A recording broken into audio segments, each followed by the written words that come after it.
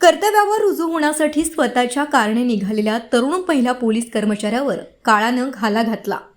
मूळ चंद्रपूर मार्गावरील चिचपल्ली जवळील वल्ली परिसरात कार आणि ट्रकची समोरासमोर भीषण धडक होऊन विशाखा जुमडे बनसोड वय अंदाजे 30 वर्ष राहणार कळमगाव गन्ना तालुका सिंदेवाई यांचा जागीच मृत्यू झाला। या दुर्दैवी घटनेनं पोलीस दलासह सिंदेवाई आणि चंद्रपूर परिसरात शोककळा पसरली आहे। विशाखा जुमडे या सावली पोलीस ठाण्यात कार्यरत होत्या। नुकतीच त्यांची तळोदी बाळापूर येथे बदली झाली होती आणि 13 ऑगस्ट रोजी त्यांनी तळोदी पोलीस ठाण्यात कर्तव्यावर रुजू झाल्याची माहिती आहे।